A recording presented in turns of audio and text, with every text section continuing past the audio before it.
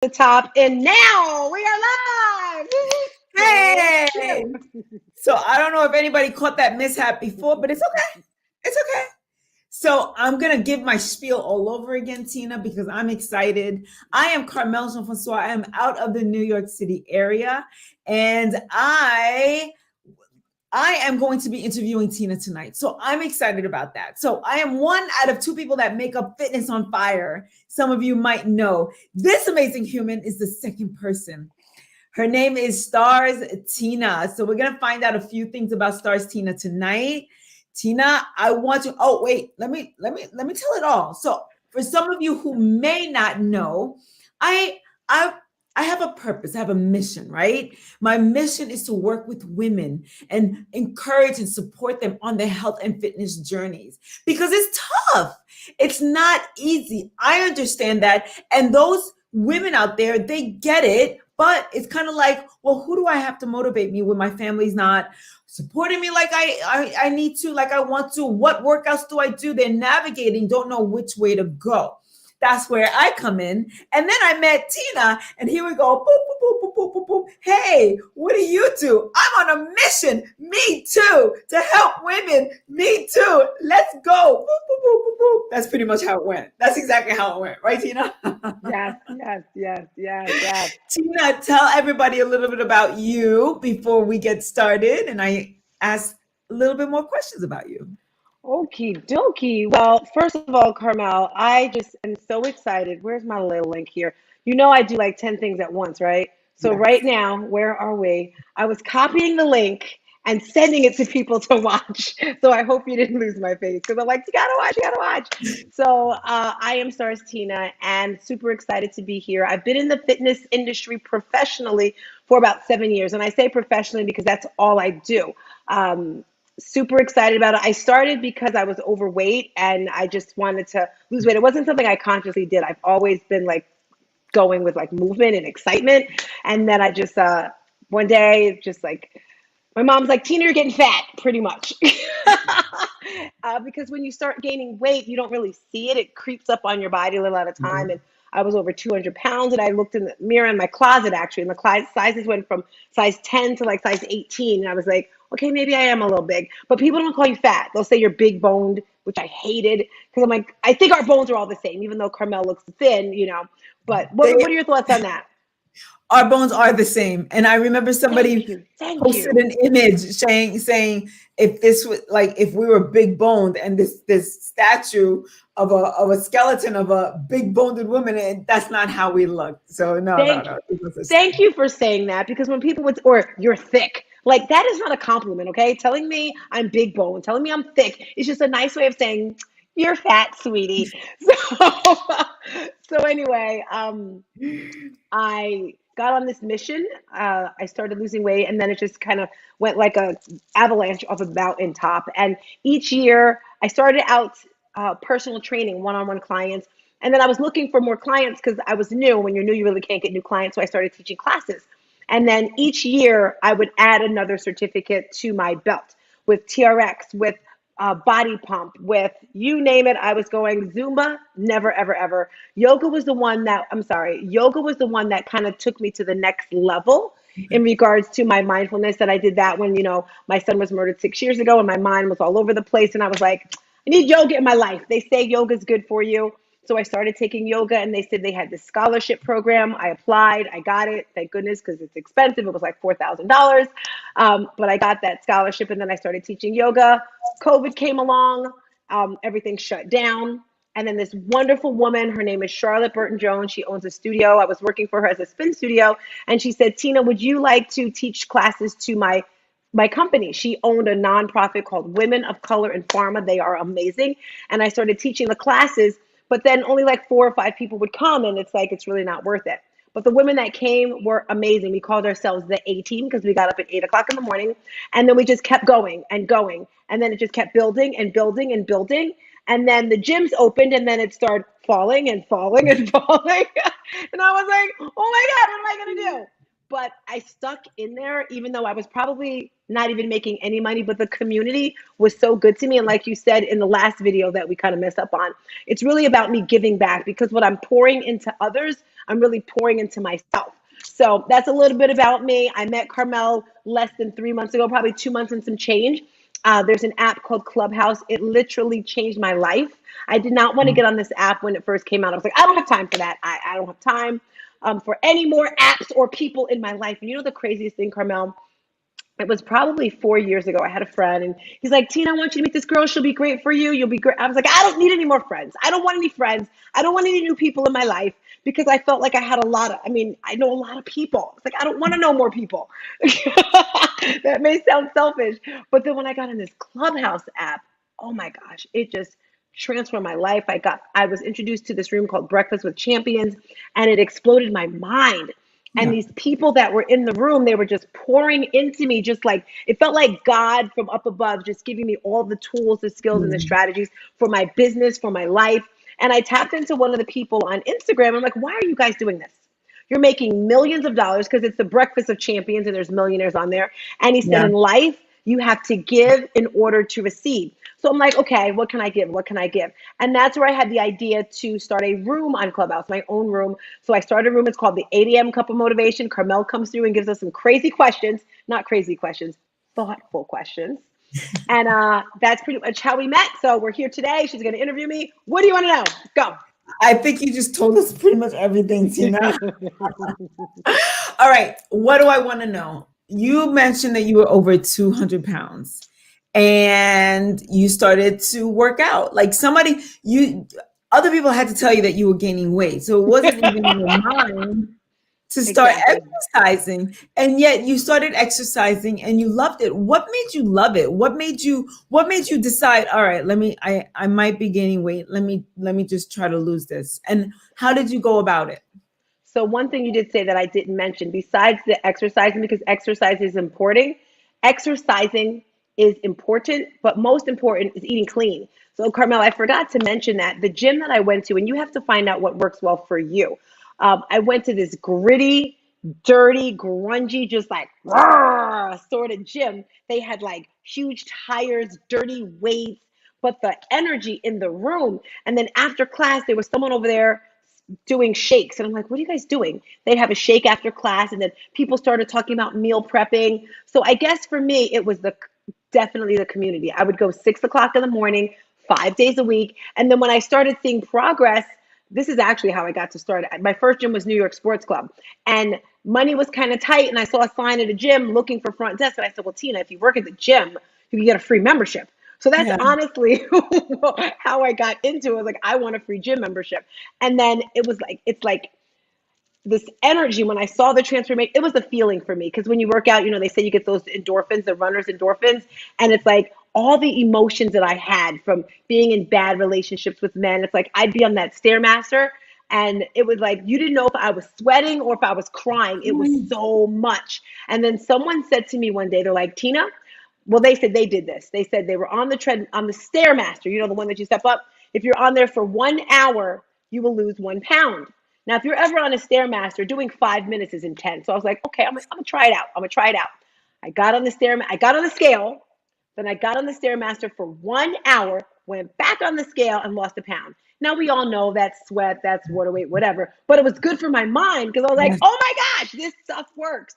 So I had to find things that challenged me because I don't like easy stuff. For example, I wanted to do Spartan races. We had this thing, Carmel, and for Thanksgiving, Fitness on Fire has to come up with something amazing. The trainer who trained me, girl, he was like you and me combined without a smile. He never smiled. So he had this challenge. It wasn't really a challenge. It was for Thanksgiving, and it was 1,000 burpees. We did 1,000 burpees on Thanksgiving morning. So we trained for it like that whole month. And then Thanksgiving Day, we came into the gym 5 o'clock in the morning. Girl, it was probably like 20 or 30 of us in there. I finished my 1,000. And then there were other people going. Like there was this one guy, he had to be like 70 years old. And he was at 750 and he was about to quit. I'm like, there's no way you're freaking quitting. So I was like next to him doing the damn burpee. So anything that's challenging, that's what gets me going. I'm going to hush. You just said 1,000 burpees, like 1,000. Like 1,000. My picture looked awesome. My abs were amazing. It was like, woo, looking sexy. 1,000 burpees. Oh my God. So how you got on the journey and how you stayed on and how you stayed motivated. You said community. You said, you were motivated by a free membership because you were actually working. You were actually getting paid to exercise, right? Yes. I love that. And so many people discount the community aspect of it, right? And so many people think that they can do it themselves. And many people do. Many people have the motivation and the discipline and inspiration to get up and do it themselves. But would you say that's most people? Do most people have that motivation and inspiration? I'm going to say no because, girl, even when you have a community, it's challenging. Even with the It's group, true. I can't tell you how many mornings I'm like, where are you? I don't see you. Where are That's true when it comes to people in your community. No, I hear you. So let me see. I love that answer, Tina. So I want to say, when did you actually realize? When did you put it in your head? When was it? Was it like a revelation? Like, I like fitness, and I people are listening to me, and people are following what I say, and this is my, like. When did it become your passion? I How? think, do you remember that song Beyonce put a ring on it? Do you remember that Yes. song back in the day? So this Yes. was my very first A team when I used to work at the YMCA. And it's funny because it was a bunch of older, overweight women, and I was overweight at the time, and we just had fun. And I remember my girlfriend was like, she's like, you cannot work out looking sweaty because I would just go to the gym looking like put a sweat rag on, throw on any. And she's like, no, no, Tina, you must look good. So we had our red lips, we had a ring on it, we did like a special dance. So when I knew that I could transform these women and make them enjoy working out, that's when I knew I had a gift. Because I definitely have a gift when it comes to teaching. Many of the people that take my class say, oh my gosh, Tina, you're so great. And it's not that I'm any different than any other instructor or coach. I think it's because I care, first of all, and I want you to be better. So it's definitely the care. I'm not saying that other coaches don't care, but a lot of them like, oh, it's all about me. How do I look? So what I'm getting back from people, that's when I figured it out. That's when you figured it out. And it's a good feeling, right? It's a good feeling when Yeah. people look up to you and you feel like you are providing value in somebody else's life. And that makes all the difference in the world. And that meant something to you. Oh, I love it. I love it. I love it. So I think I have another question for you. So everybody says the same thing. You hear this probably 18 times a day, maybe more. Tina, your energy, where do you get it from? Where would you say you get your energy? Were you born with that? Did you have to cultivate it? Did you one day wake up and say, I don't want to be that boring person over there. I want to. Ah! I think I have always been that wild child. I look at my pictures as a child. I think of high school. I was always that oddball, that weird one, just like never really fit in, but I just always have had energy out the wazoo. I don't know if it's a deficiency in my blood or my genes or something, but it's just always, I don't understand why people aren't excited. And then the thing that pisses me off, so someone's like, calm down, Tina, be quiet. I'm like, what? And then when I'm normal, like everyone else, like if I was just doing this, what's wrong, Tina? What's What's wrong? wrong? I'm like, there's nothing wrong. I'm just acting like you act all the time.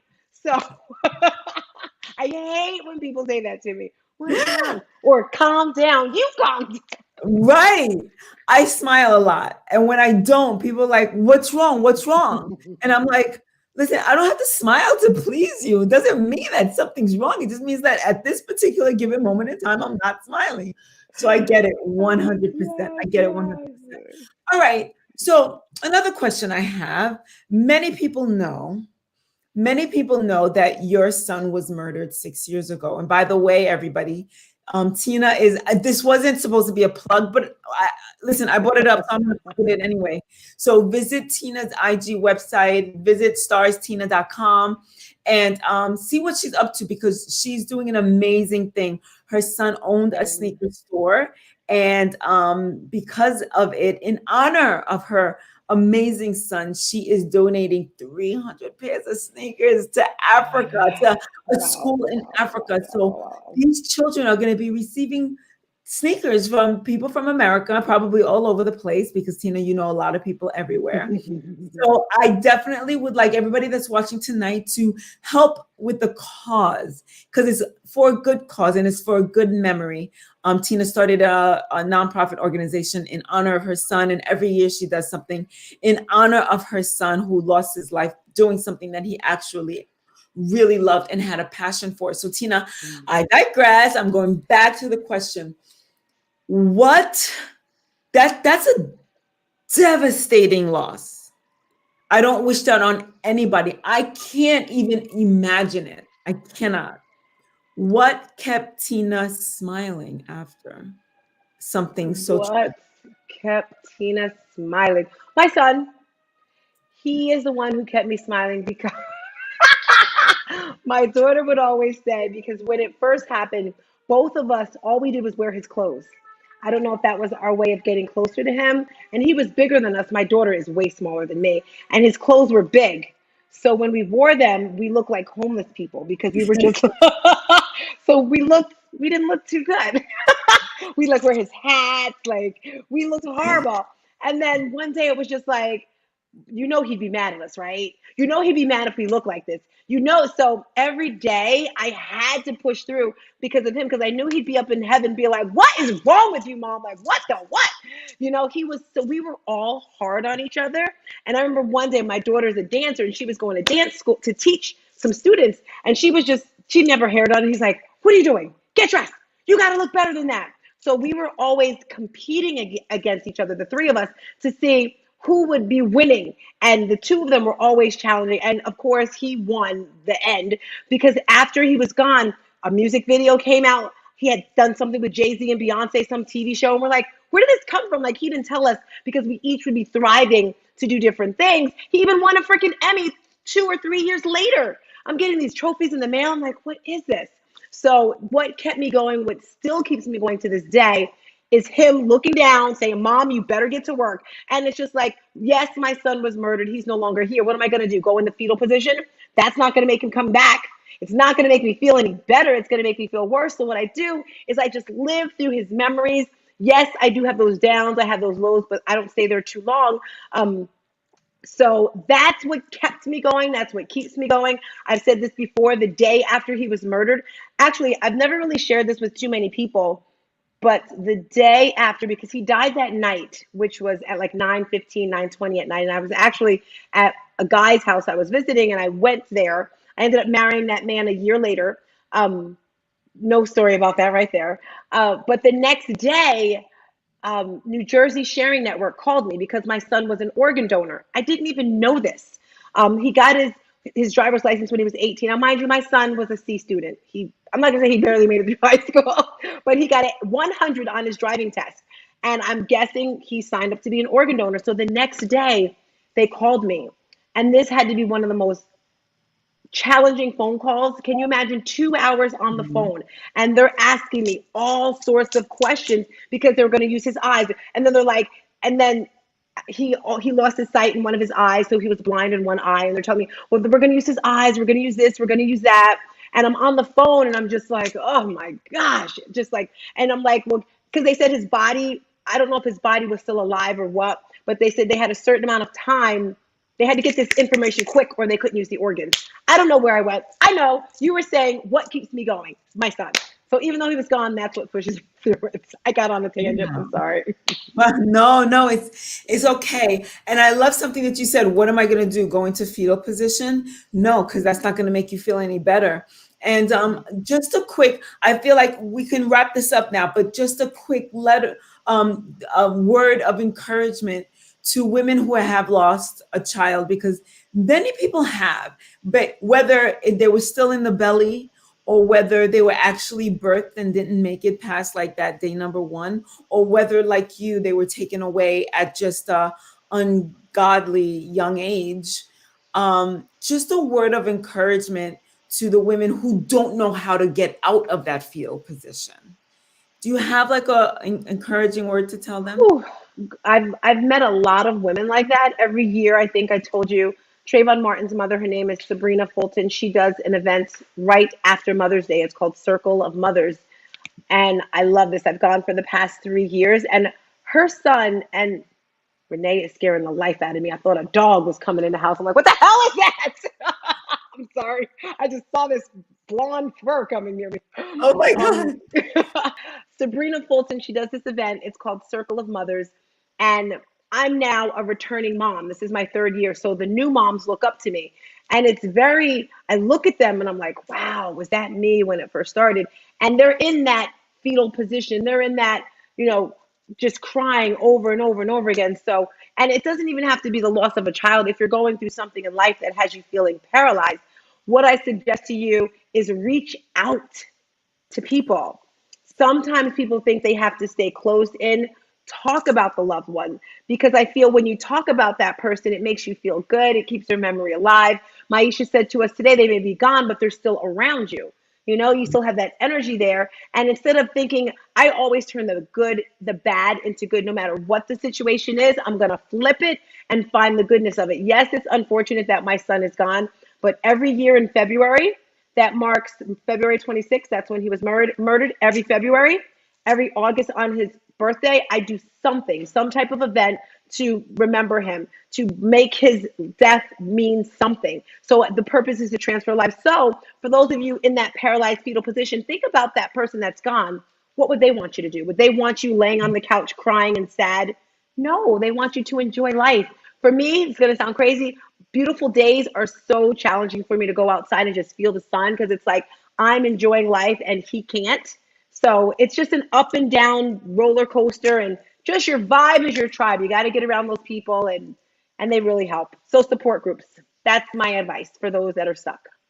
Support groups. Oh, and I loved how you did say, it's hard for you to enjoy sometimes certain things in life because he's not around to enjoy it. But anyway, so Tina, I really appreciate you opening up about some of the things that you said. Thank you for being a trooper with the questions that I was asking. Thank you for coming with all of that energy, because it really uplifts people. I got to tell you, it uplifts me every single time. I'm proud of you, my partner, my girl. I'm happy that we've teamed up and collaborate. And pretty much that's it. So I would love you to tell us what we're doing in August and take us on out of here. Definitely. Well, first of all, this is going to be an every Thursday night event, guys. Last week I interviewed Carmel. I'm this week, but every Thursday, think of this as your Thursday night TV show. Like, I don't remember what TV shows came on back in the day. Maybe it was A Different World. Maybe it was a Cosby Show. Thursday night I don't know. Show, Family Ties, and A Different World. I definitely know A Different World. But guys, every Thursday, I don't know if we're going to do a pantry raid next week. Maybe we'll do. Yes. So every Thursday, it's going to be something amazing. Subscribe, tune in. We have our website here. Make sure you come to the website, and we have our empowerment event coming up. We have a BOGO special coming on, buy one, get one free. Tickets are $125, but when you sign up, you get it half off. It's going to be in the tri-state area, women's empowerment event. August, yes, that's what it is. That's what you wanted me to talk about. Yes. Yeah, so we're going to be talking. We have local greats coming through to share their wisdom. If you're a woman and you need a little uplifting, about finances, about your sensuality, maybe about you entrepreneurship, you want to start a business, maybe you have a business and you need some support. This is the opportunity for you to come. You get to hang out with us. It's going to be amazing vendors there, and everyone is excited. Everyone is motivated. Don't wait. Get your tickets today. Why? Because I think I'm going to do a special, girl. I think I'm going to do a special for anyone who, today's Thursday, right? Tomorrow's Friday. For all tickets bought by tomorrow, what should the special gifts be? Wow. Special gifts, special gifts. A special gift. How about a 20-minute one-on-one free consultation for either nutrition with you or life coaching with me? And that's something that is priceless. I like it. I like it. So for anybody who buys tickets by tomorrow, you get a free 20-minute session with myself or Tina, whatever your pleasure. I love it. Thank you for that, Tina. Woohoo! And a portion of the proceeds does go to your son's foundation. What is the name of the foundation? Lion-Hearted Legend, because he was a lion with a heart, and he's a legend, Lion-Hearted Legend. I love it. I love it. Okay. So thank you everybody who joined us this evening. Be the Change for Fitness says Thursday Night Lifestyles with Tina and Carmel. Okay. Oh, you know, she's always got good things. Thursday nights lives. Ooh, we love. Maybe we'll interview her next week. Yes. Next week we're interviewing Renee. You know what? A lot of people hear the name Renee, but she's behind the scenes, so nobody Get over really here, knows. Renee. Get over here. Yeah, she's probably leaving now, thinking she's. Oh, we Stick could your just head in here, girl. next time. Ah, there she Next goes. time. Oh, she's pulling the hair back. She's like, here I am, here I am. I told All you right, she was hi, scaring me over Renee. there. All right, next week we talk to Renee. That sounds good to Yes, me. All yes, right, yes, yes. so without anything further, we want to say thank you. Thank you for subscribing to our YouTube channel because we're on a Yay. mission to get 200 by the end of this month. Help Yes. us make that happen and share it. Grab somebody's phone like Tina does and subscribe for them and then keep it moving. So with that, peace. Ciao, ciao. Ciao, ciao.